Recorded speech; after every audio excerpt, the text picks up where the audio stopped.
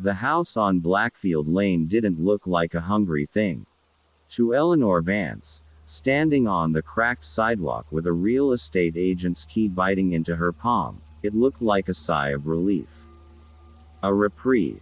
A two-story Victorian, its gingerbread trim weathered to a soft gray, its wrap-around porch sagging with a kind of tired dignity. Overgrown hydrangeas, their blooms long dead, rattled skeletal heads beside the steps. It was the only house on the street not subdivided into apartments or torn down for condos, the last stubborn tooth in a gumline of modernity. "It's a project," said Janice, the agent, her voice bright with artificial sunshine. She hadn't gotten out of her Lexus. "But the price is, well, you've seen it. A steal. Needs someone with vision. Needs someone desperate," Eleanor thought, but didn't say. Desperation was a currency she understood intimately now. The money from her mother's estate was a finite, shrinking pool. The rent on her apartment was a voracious mouth. This house, this massive, crumbling, owned space, was a life raft. So what if it listed slightly to the east, like a ship taking on water? So what if the air that wafted from the front door, when she finally turned the heavy key and pushed, was cold and carried the scent of old paper, damp earth, and something faintly metallic, like a forgotten penny on the tongue? She stepped into the foyer. Dust motes swirled in the weak afternoon light filtering through a stained glass transom. The floors were scarred oak, the walls papered in a pattern of faded lilies. A staircase ascended into shadow on her right. To the left, a pocket door was half ajar, revealing a parlor with a marble fireplace blackened by age. It was quiet. Not a peaceful quiet, but a held quiet. The kind that comes after a sharp intake of breath, waiting for the scream. Eleanor shook the feeling off. She was 38, a freelance copy editor who spent her days correcting the grammatical flaws of others.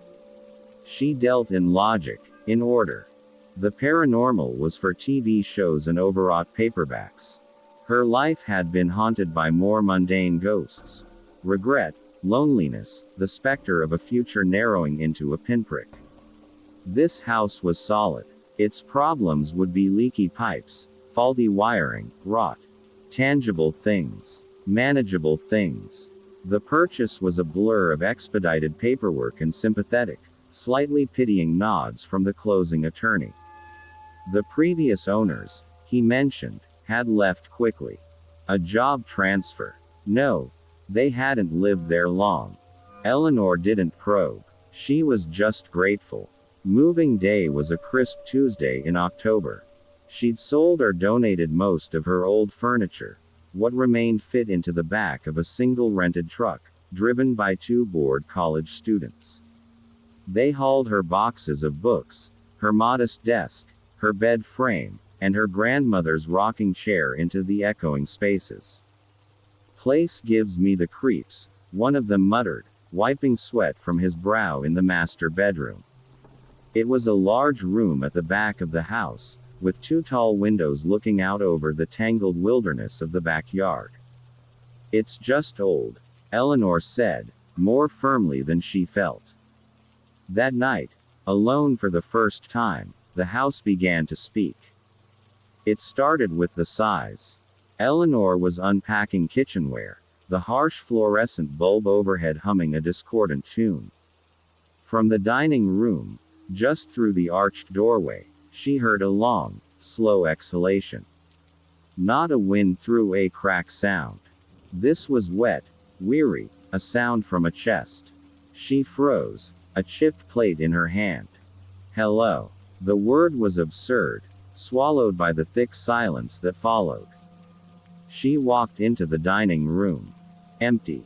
The old chandelier, a constellation of crystal teardrops, hung motionless. The house settling, she told herself. It's breathing out the day's heat. She went back to unpacking, her ears straining. Later, in bed, the sounds grew bolder. She lay stiffly under her duvet, the unfamiliar darkness pressing in. The house was a symphony of ticks and groans. But beneath them, a new rhythm emerged. A soft, shuffling drag, like something in slippers scuffing across the hallway floorboards. It would pause outside her door. Then, a sound that chilled her blood. A faint, wet sniffing, as if a large animal were testing the air under the doorframe. Her heart hammered against her ribs. She fumbled for her phone, its light a puny sword against the dark. She texted her friend, Sarah, first night in the new house. It's loud. Asterisk. Sarah's reply was immediate. Old houses are like that. You'll get used to it. Welcome home. Asterisk. Home. The word felt strange. This wasn't a home. It was a container, and she was not alone inside it. The sniffing stopped. The shuffling receded, fading as if moving down the hall towards the stairs. Eleanor didn't sleep until the gray light of dawn bleached the windows. The days that followed established a pattern of unease. Eleanor would work at her desk in the small, sunlit room she'd chosen as an office, correcting prose about cryptocurrency or ergonomic office chairs. The house would be still. But the moment her concentration broke, or she got up to make tea, the activity would start. Doors she was certain she'd left open were found gently closed. The rocking chair in the corner of her bedroom would be facing the window when she returned from the bathroom. A pervasive chill would settle in one spot. The bottom stair, the center of the kitchen, a cold that clung to the skin like damp silk, unrelated to any draft. Then came the whispers. They lived in the white noise, behind the hum of the refrigerator, under the rush of the shower. At first, they were just shapeless sibilants, a hiss of static. But one evening, as she strained to hear, the static resolved into a single, clear, guttural word uttered directly into her ear. Stay. She jerked away, sloshing red wine onto her sweatpants. The room was empty, but the word hung in the air, a command soaked in mildew and longing. Fear curdled into a constant, low-grade nausea. She stopped venturing into certain rooms after dark. The walk-in pantry in the kitchen felt like a throat. The basement door, which she had nailed shut, seemed to throb with a subterranean pulse. She took to carrying a chef's knife from room to room, feeling both terrified and ridiculous. Her work began to suffer. She'd miss glaring errors, her eyes constantly darting to the periphery of the screen, to the dark doorway of her office. One night, a client called, furious over a missed deadline. The man's voice was a red-faced bark through the phone. As Eleanor stammered apologies, the temperature in the office plummeted. The client's yelling became distorted, slowing, deepening into a monstrous, gurgling roar. And beneath it, weaving through the electronic noise on the line, she heard the whisper again, triumphant now, mine. She threw the phone. It hit the wall and clattered to the floor. The line was dead. Or maybe the client had hung up. She couldn't tell. Solitude, once a comfortable cloak, had become a prison. She needed a witness. Someone to say, yes, that door did just close by itself. Or, no, you're not crazy, it is freezing in this one spot. She thought of her brother, Leo. They weren't close. 8 years apart, with different fathers and vastly different temperaments. Leo was a mechanic in Arizona, a man of grease and grit who believed in engines, torque, and very little else. He'd teased her mercilessly as a child for her fear of the dark. But he was family, and he owed her. She'd loaned him $5,000 2 years ago for a tool van he'd never bought. Her fingers trembled as she dialed. Ellie. His voice was rough with surprise. Everything okay? I bought a house, she said, too quickly. No shit. Congrats. It's big and old. I could use some help with some repairs. Just for a week or two. She hated the pleading note in her voice. A pause. She could hear the rumble of garage music in the background. Repairs? Huh. Look, Ellie, I'm swamped. I'll forgive the loan. Another. Shorter pause. What kind of repairs we talking? Just general stuff. Floorboards. Maybe some electrical. It's creaky. And it whispers, Leo. And it breathes. Asterisk. Creaky I can handle, he said, a grin in his voice. All right. For a week. But I'm not painting any damn shutters. Relief. Warm and weak. Flooded her. Thank you, Leo. Yeah. See you Thursday. When she hung up, the house was preternaturally silent. She had the distinct, unsettling feeling it had been listening. Leo arrived in a cloud of diesel fumes and classic rock, his beat-up pickup truck laden with toolboxes. He was a bull of a man, gone a little soft in the middle but still radiating a stubborn physicality. He stood on the porch, hands on his hips, squinting at the facade. Christ, Ellie, you bought the Addams family house. It has character, she said, forcing a smile. He clomped inside, his boots echoing. He didn't seem to notice the cold spot in the foyer. He sniffed the air. Smells like grandma's attic and regret. He dropped his duffel bag. Point me to the worst of it. For the first 2 days, his presence was a talisman. The house went quiet. The sighs, the shuffles, the whispers, all ceased. It was as if the entity, for that was what Eleanor had begun to call it in her mind, was observing. Learning. Leo replaced a rotten floorboard on the porch, tinkered with the ancient furnace, and declared the wiring a fire hazard from the Nixon administration. He teased her about the nailed-shut basement door. What? You got monsters down there. Just don't open it, Leo. He'd shrugged, but left it alone. On the third night, over takeout pizza, the facade cracked. So, Leo said, wiping grease from his chin. You gonna tell me why you really asked me to come? Eleanor looked down at her plate. I told you. Repairs. Bull. You're jumping at your own shadow. You look like you haven't slept in a month. This place got you spooked. Tears, hot and sudden, pricked her eyes. She was so tired. The constant vigilance was eroding her. It's not right, Leo. He leaned back, his expression shifting from skepticism to concern. Not right how? Someone messing with you. Neighborhood kids. She told him. Haltingly at first, then in a rush. The sighs. The sniffing at the door.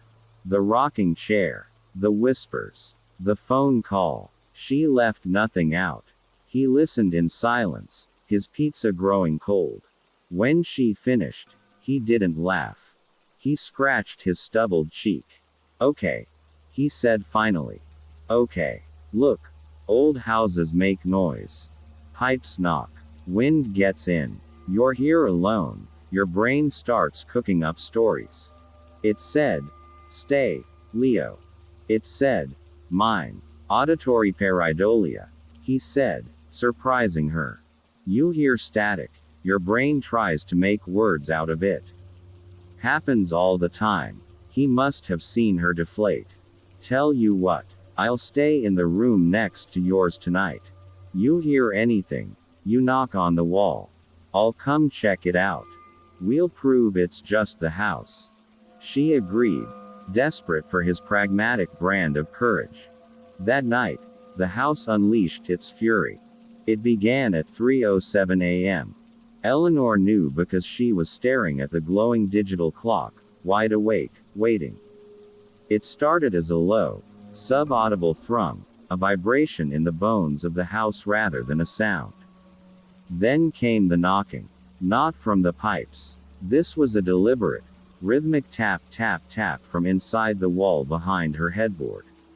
Slow, patient, mocking. She froze. Then she remembered Leo. She balled her fist and hammered 3 times on the shared wall. The knocking in her wall stopped instantly. From Leo's room, a furious, answering banging erupted. Not a knock. A violent, splintering assault, as if a sledgehammer were being swung against the lath and plaster. She heard Leo shout, a muffled curse of shock. She scrambled out of bed, throwing open her door just as Leo's burst open. He stood there in boxers and a t-shirt, eyes wide, a baseball bat in his hand. Behind him, in the darkness of his room, the brutal pounding continued, wham, wham, wham, shaking the very frame of the house. What the hell is that? He roared over the noise. It's the house. She screamed back. The pounding stopped as abruptly as it began. The silence was deafening, ringing with malevolence. Leo flicked on the hall light. His face was pale. He stalked back into his room, Eleanor hovering at the threshold. The wall opposite his bed, the one shared with the hallway, was pristine. No cracks, no holes. But the air smelled of ozone and hot stone. It was right there, he whispered, pointing at the unmarked wall. Like someone was trying to break through. He spent the rest of the night on her floor in a sleeping bag, the baseball bat beside him. He didn't speak. He just stared at the ceiling, his earlier certainty shattered. The next morning, over strong coffee, he was a changed man.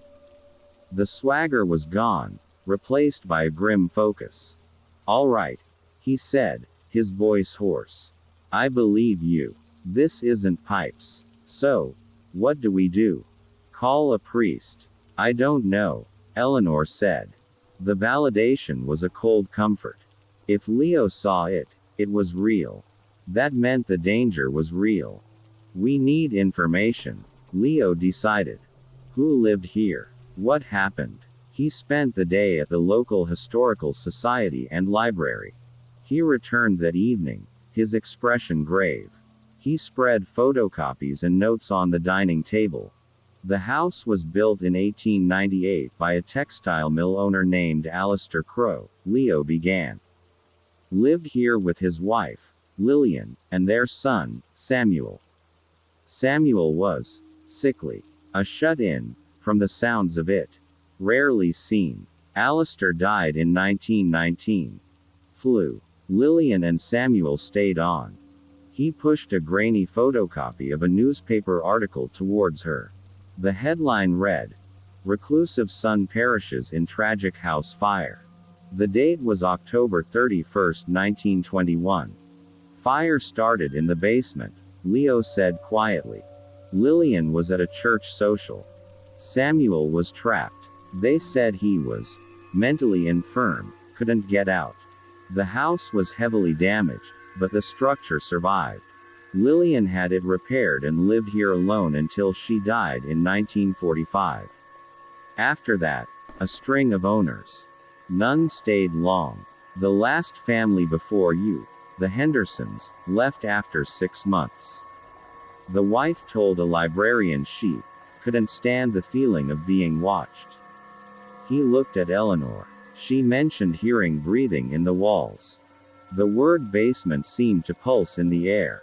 Eleanor looked towards the kitchen, towards the nailed-shut door.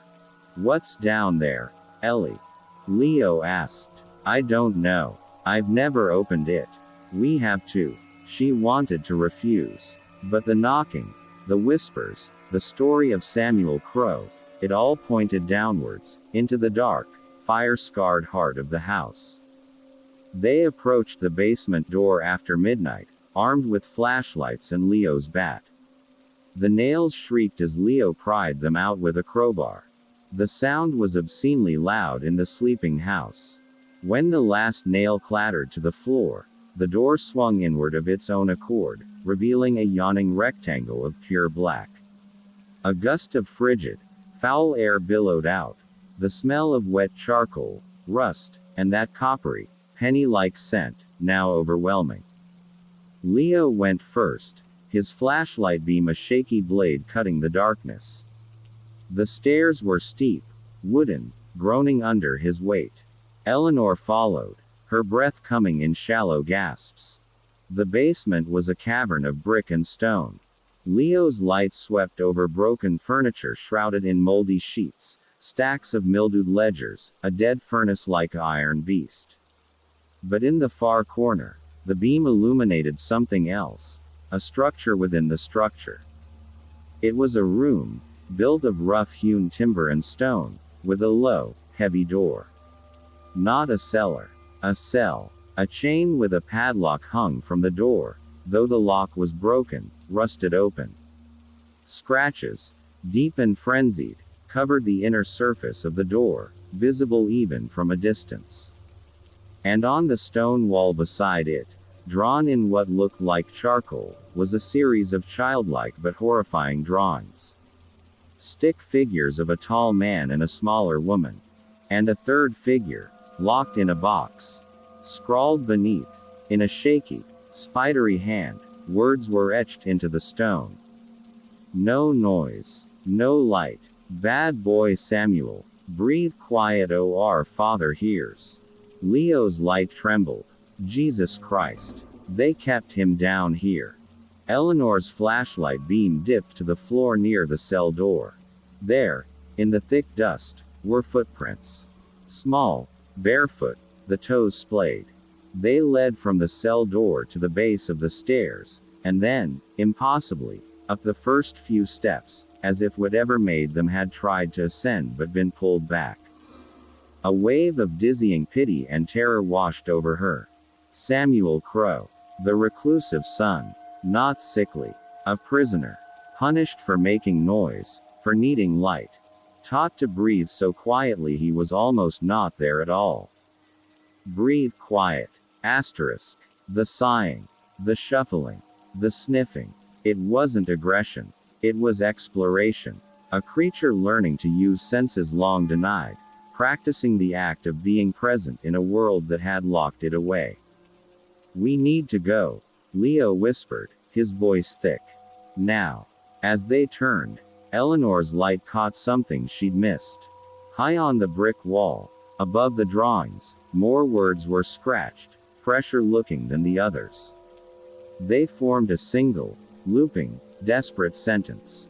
I helped him burn, but I didn't go, I stayed. The air in the basement grew impossibly colder. From the depths of the stone cell, a sound emerged.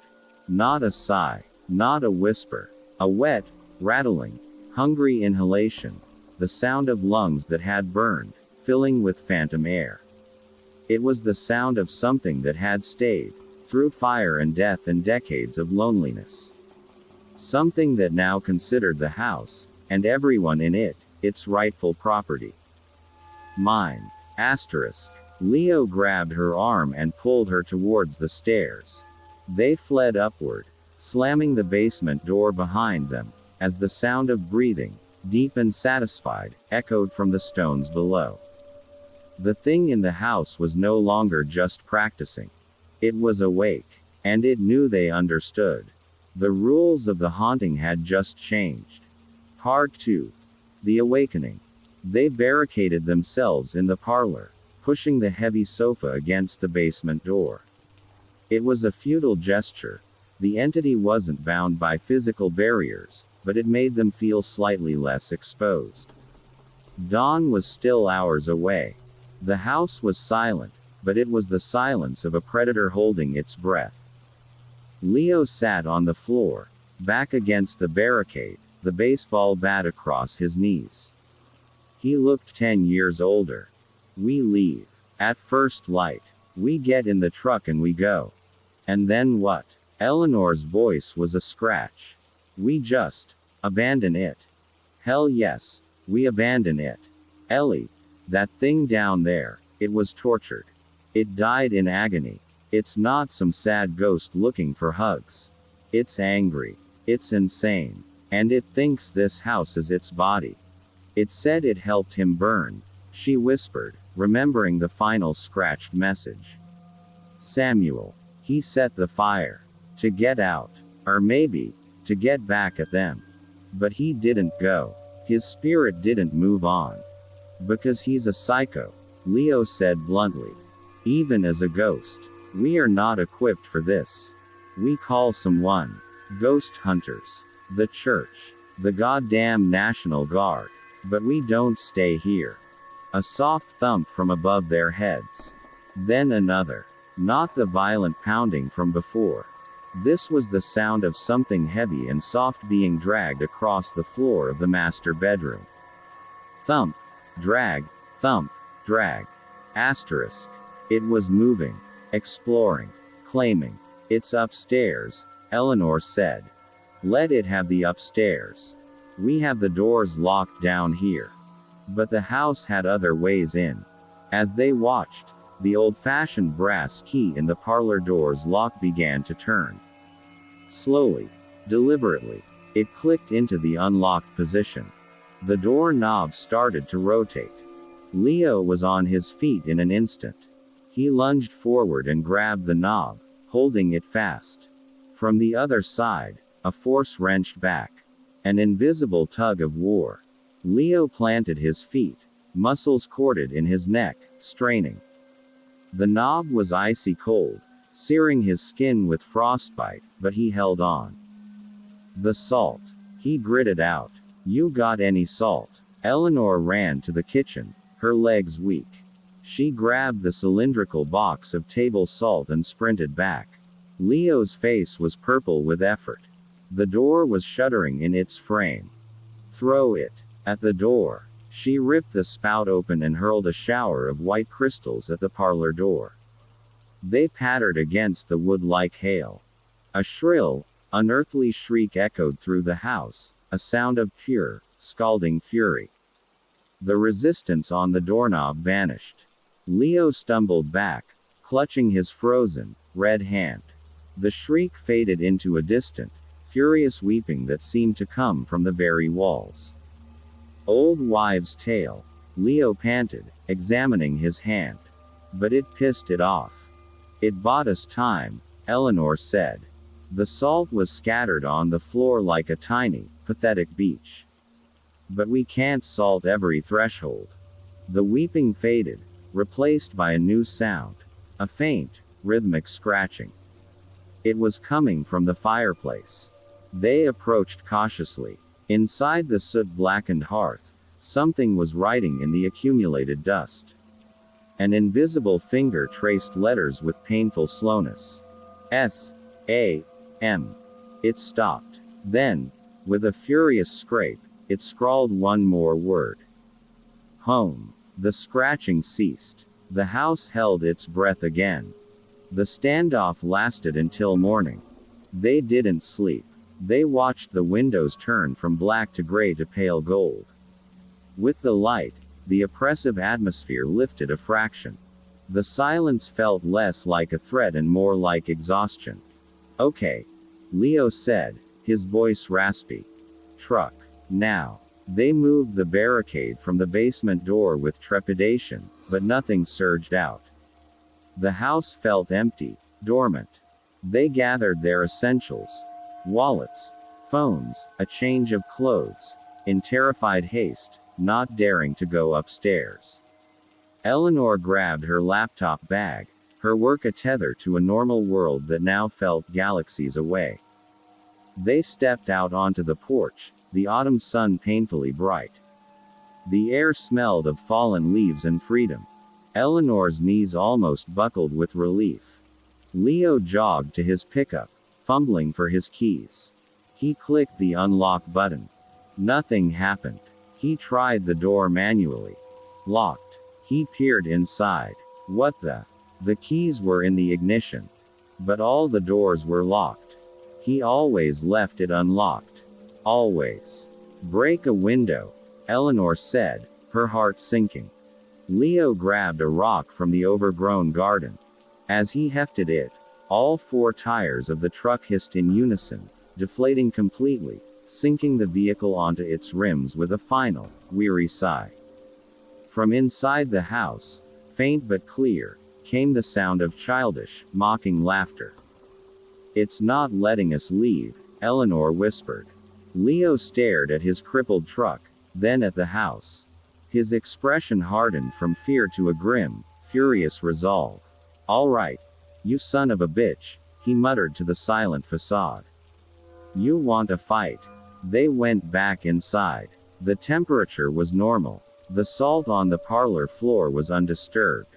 It was a truce, or a trap. "We need a plan that doesn't involve running," Leo said. "We need to hit it where it lives. Metaphorically speaking." "The basement," Eleanor said. "That cell. That's its anchor. Maybe. But going back down there is suicide. We need leverage. We need to understand what it wants, exactly. It wants the house. It wants to be left alone. It wants us to stay, or to become part of it." An idea, terrible and clear, formed in Eleanor's mind. Samuel Crow had been a prisoner of his father's cruelty. His existence was defined by rules. No noise. No light. His rebellion was fire. A chaotic, destructive force of noise and light. He had used his father's ultimate tool of punishment, confinement in darkness, as a weapon, but had become trapped by it in death. "It's conflicted," she said slowly. "It hates the rules, but it's bound by them. It created its own prison. The salt hurt it. It's afraid of being banished, contained again. So we contain it," Leo said. "We find its remains and we salt and burn them, like on the show. We don't know where they are. He died in the fire. His remains would have been buried. Then we find the grave. It was a thread of hope, however thin." Leo went back to the Historical Society, digging deeper into cemetery records. Eleanor stayed behind, a dreadful acceptance settling over her. The house was her cage now, too. She walked through the rooms, no longer with terror, but with a bleak curiosity. In the master bedroom, she found the source of the dragging sound. Her grandmother's rocking chair had been pulled to the center of the room. In the dust on the floorboards around it, she could see the faint, scuffed outlines of small, bare feet. It had been rocking itself. She reached out, not to move it, but to touch the smooth wood of the armrest. A jolt of images flashed behind her eyes. Not a vision, but a visceral feeling. Endless, lonely hours. The tick-tick-tick of a clock magnified to a thunderous beat. The taste of dust and tears. The overwhelming, smothering want for light, for sound, for anything other than the silent dark. She snatched her hand back, gasping. It wasn't just anger she'd felt. It was a bottomless, childlike need. Samuel wasn't just a monster.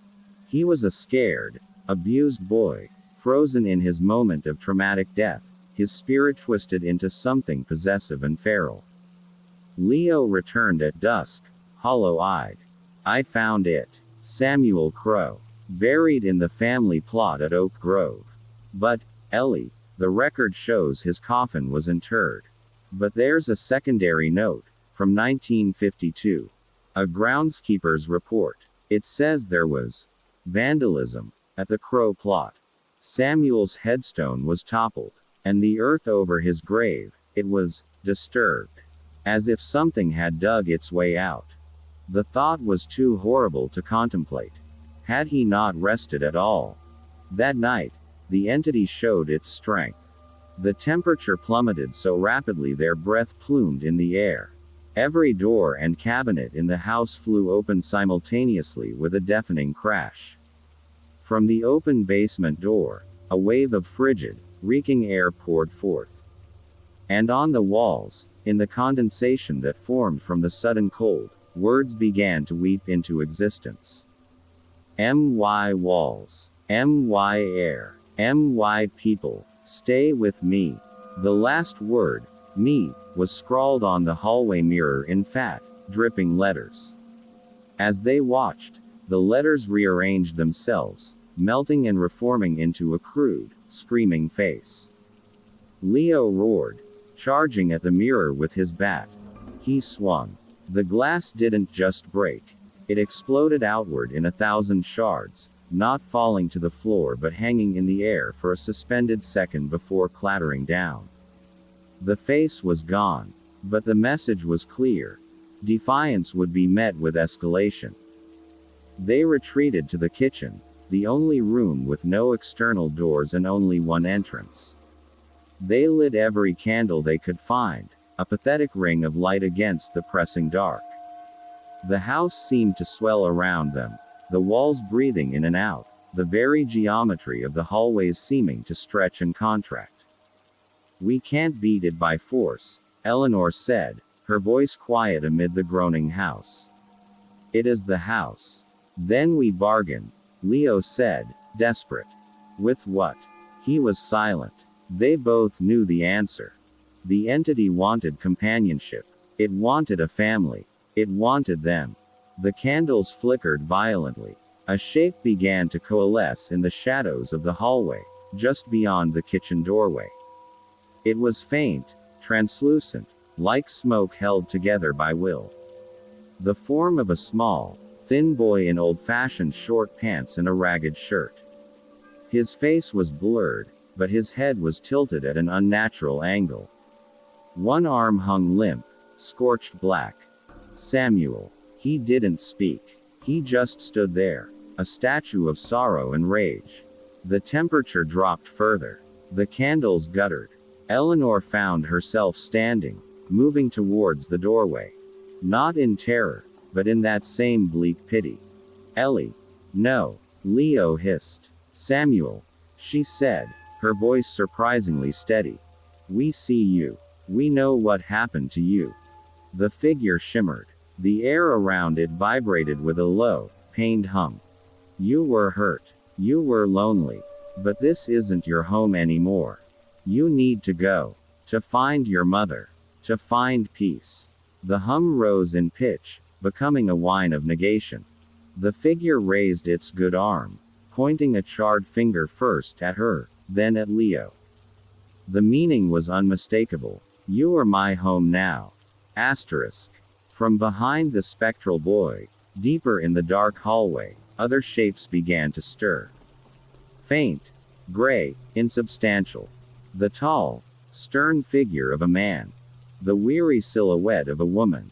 The Hendersons. Other, earlier victims. They were pulled along like flotsam in Samuel's wake, trapped in his narrative of isolation and possession.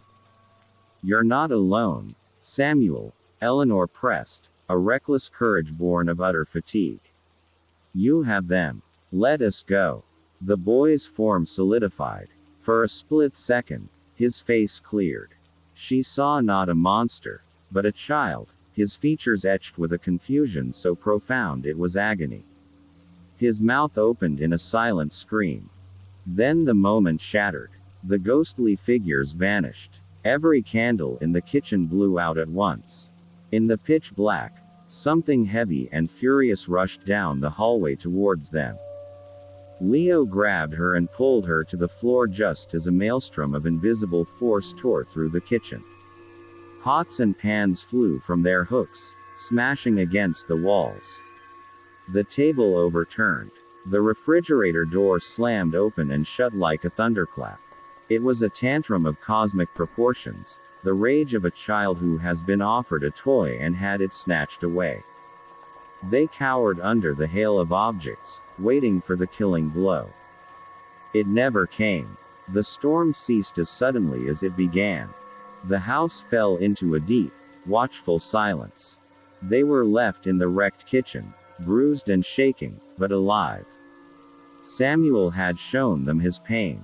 And he had shown them his power. He was done asking. He would take. Part 3. The Merging. The days blurred into a single, sustained nightmare.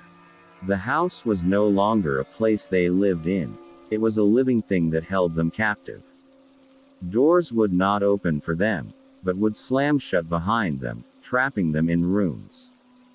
The lights failed permanently, plunging them into a twilight world lit by battery-powered lanterns that flickered and died with alarming frequency. The phone lines were dead. Their cell phones showed no signal, and any attempt to reach the edge of the property The rusty gate at the end of the overgrown walk resulted in a crushing sense of disorientation. They'd walk for minutes only to find themselves back at the front porch, their minds foggy, the house looming taller, darker, more present than before. Samuel's manifestations became more intimate, more invasive. He was no longer content with noises and cold spots. He wanted interaction. Eleanor would wake to the feeling of small, cold fingers stroking her hair. She'd see his smudged form reflected in a window, standing behind her reflection. Once, while trying to wash dishes in icy water, the hot water heater had died, she felt a small, heavy weight lean against her leg, like a child pressing into its mother. She'd frozen, tears of revulsion and pity mixing with the dishwater on her hands. Leo fared worse. Samuel seemed to view him as a rival, a disobedient intruder. Leo's tools vanished. His clothes were found shredded, arranged in the shape of a body on the floor of his room. He developed a persistent, racking cough that no amount of bottled water could soothe, a cough that echoed the smoke-damaged lungs of the ghost. Dark bruises, in the shape of small handprints, appeared on his arms and throat. They were being worn down, body and spirit. "We have to try the grave," Leo croaked one afternoon. He was slumped in a corner of the parlor, which had become their fortress. He looked gaunt, his eyes sunken. "It's the only anchor we know of outside the house. If we can get to it, we can't leave the property," Eleanor said dully. She was huddled in a blanket, staring at the boarded-up window. "We have to try at night. When it's strongest. Maybe the boundary is weaker when its attention is focused inward." It was a desperate plan, born of delirium. But it was the only one they had. They waited until midnight. The house was active. They could hear the familiar, maddening shuffle-scuff of small feet pacing the upstairs hall, the wet sniffing at the cracks of doors. It was focused on its own lonely rituals. Perhaps it would not notice them slipping away. They crept out the back kitchen door, into the wild, overgrown yard. The moon was a sliver, offering little light. The air was still and cold. They moved like ghosts themselves, stumbling through dead brambles and knee-high weeds, aiming for the back fence, beyond which lay a neglected wood that bordered the old cemetery. Eleanor's heart hammered against her ribs. Each step away from the house felt like a minor victory. They reached the rotting wooden fence. Leo helped her over, then hauled himself up. For a glorious moment, they stood on the other side. The woods lay ahead, dark but ordinary. They took 3 steps into the tree line. The world tilted. The ground seemed to liquefy under their feet.